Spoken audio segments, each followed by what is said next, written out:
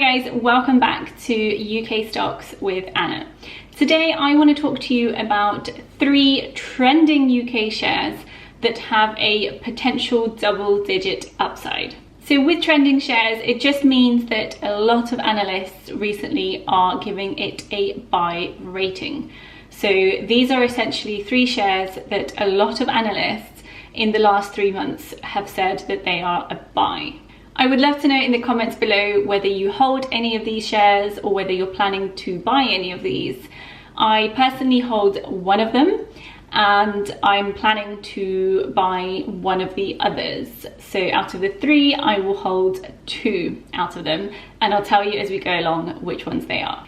So without further ado, let's just jump straight in. So the first one we're going to look at is Royal Dutch Shell, ticker symbol RDSB. Now, if you haven't heard of Royal Dutch Shell, they are just known as Shell, and they are a British-Dutch multinational oil and gas company. They are actually headquartered in the Netherlands, but incorporated in the UK as a public limited company. They are one of the oil and gas supermajors, and measured by 2020 revenues are the 5th largest company in the world and the largest in Europe. You can see that they are actually traded on quite a few exchanges, with the London Stock Exchange being one of them. They are also a component of the FTSE 100 and were founded 114 years ago in their original form and 15 years ago as their current entity. Royal Dutch Shell also has a 3.2% dividend currently, so they are also a dividend stock.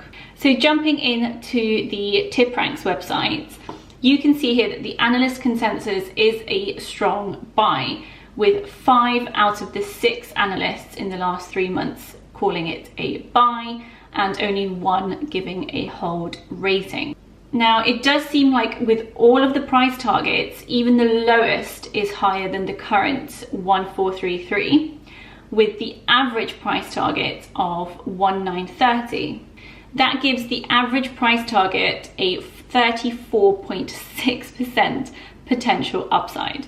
Now, if we have a look at the stock analysis, we can see, of course, that the consensus, as we said, is a strong buy, and the blogger opinions are bullish as well. Now, the smart score is 7, which means it's just shy of that outperform rating, and the news sentiment seems to be neutral on the stock. So if we look at the stock chart, we can see that there is a massive drop in March of 2020, and we all know what happened then, and we all know what happened with oil back then as well. So this isn't surprising at all, which means that at the moment they are still currently actually at the lowest level that they were in 5 years' time. So even if they recover to pre-March 2020 levels, you're looking at a pretty good potential upside. Obviously, none of this is guaranteed, and past performance is not an indicator of future performance, but it does seem like all the major analysts seem to agree that there is quite a decent potential upside here. So if we have a look at the news, we can see here that the latest one, which was only 12 hours ago, is actually around Shell Oil outpacing stock market gains. So this seems like a pretty good news article, so let's have a look. So this is looking at a daily movement, so 1.39% move from the previous day, which outpaces the S&P 500 by 1.13.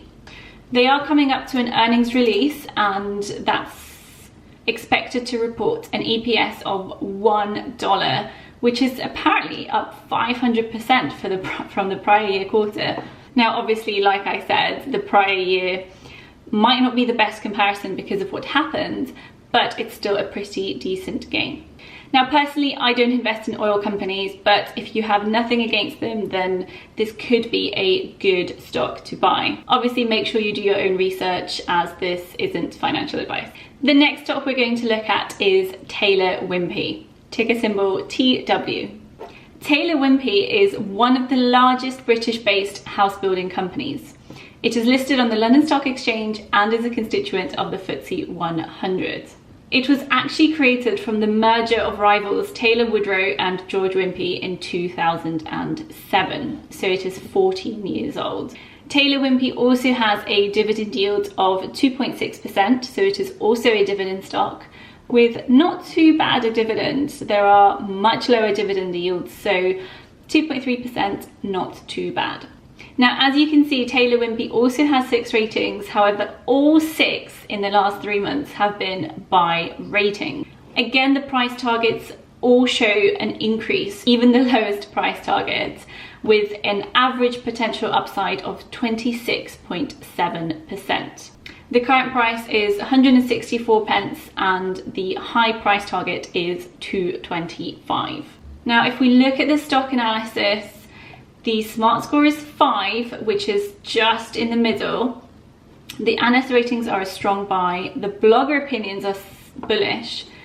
The insider activity is very much trending to buying shares, which means obviously the insider confidence is positive. And actually, last month's share buy was an informative buy by the non-executive director. So that is signaling confidence in the company. So I had to look at their financial statements, and there's 2 things that I really like. So I don't know if you're aware, but we've had some issues with cladding here. And a few years ago, we essentially had a building go up in flames. Loads of people died. It was horrendous. And as a result, now loads of mortgage companies are not giving mortgages unless a building has a cladding safety certificate. There's all sorts of battles going on because the building companies generally are refusing to pay for the change of this cladding, and it's causing homeowners that own flats loads of problems because they can't sell their property and then they're faced with bills of £20,000-30,000 just to fix it. The reason I say this is because if we have a look here, Taylor Wimpey recently announced an intention to support building owners and leaseholders with fire safety investments to ensure their apartment buildings are safe and meet the external wall fire review requirements.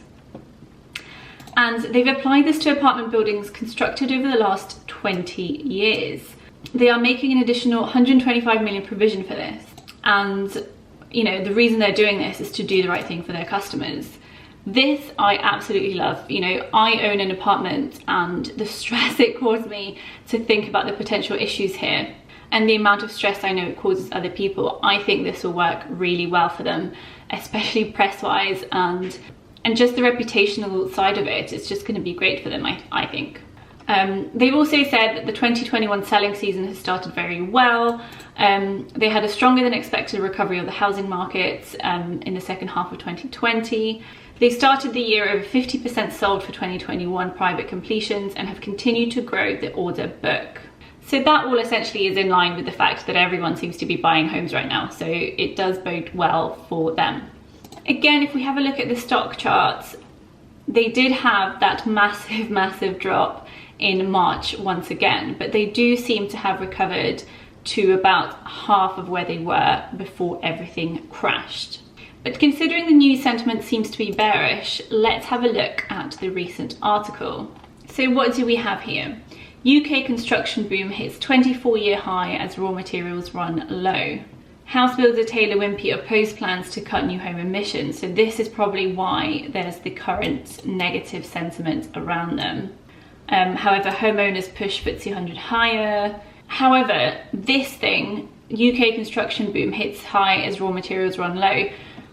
I think this will partly be one of the issues that are facing the construction industry at the moment. So I'm building a house at the moment in a different country, and I know that these raw material shortages are very real everywhere, not just in the UK. So whilst I think this will impact companies like Taylor Wimpey, it will also impact everyone. So generally, I think that construction and home building, you know, people are always going to need homes. So I think personally, I will be re-adding Taylor Wimpey. So I used to have it in my portfolio and then I sold it in favor of something else. But I'm quite happy with my positions elsewhere. So I think I will be re-adding this one.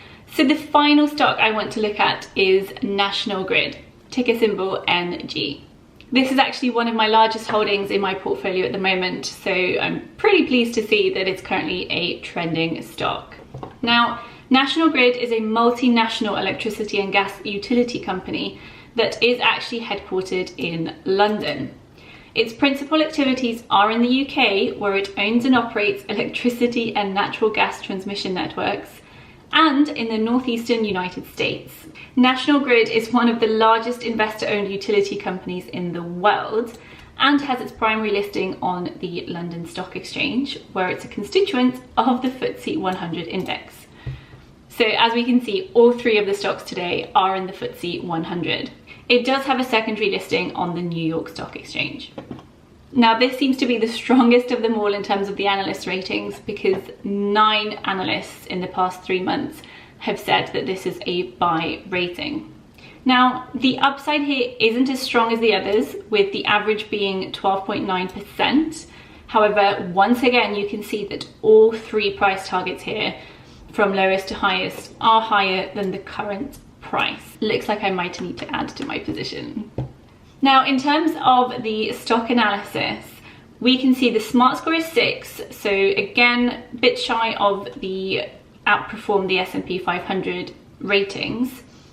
But I actually see National Grid as a dividend stock rather than a growth stock. So whilst it may not necessarily outperform, which it might if it gets those big upsides, they actually have a 5.2% dividend yield, which is really, really high. This is the main reason it's one of my biggest holdings, because of its decent dividend yield. And in my view, National Grid is going to be around always, because it supplies energy to so many places in the UK. Now, the insider trading activity does look to be negative. However, when we look into the details, it does seem like the majority are actually buys at the moment. So you can see here in the last month, we've had all these buys, but they are classed as uninformative buys, which I think is the reason why they're not counting as much. Whereas we've had 2 informative sells totaling quite large sums of money. We don't have the amounts for these ones, so it's hard to tell how much it nets off to. So again, just having a look at the most recent news article, here's what could help National Grid maintain its recent price strength. So here are the key reasons why this stock is a solid choice for trend investing. A solid price increase over a period of 12 weeks reflects investors' continued willingness to pay more for the potential upside. So over the last 12 weeks, the National Grid has gained 6.5%. Moreover, National Grid is currently trading at 80% of its 52-week high-low range, hinting that it can be on the verge of a breakout. Looking at the fundamentals, the stock currently carries a Zacks rank number 2 buy, which means it is in the top 20% of more than the 4,000 stocks that we rank. Another factor that confirms the company's fundamental strength is its average broker recommendation of number 1 strong buy. So as you can see, many analysts are saying that this could potentially break out soon and be a pretty decent gain. If we do look at the stock chart, however, it does seem like it is nearing its previous high. However, pre-March 2020, it was essentially growing consistently over time. So we could just be seeing it rebound to where it was previously and then hopefully break through that. That's it for today. Let me know what you think of these stocks and whether you hold them, and I will see you next time. Bye.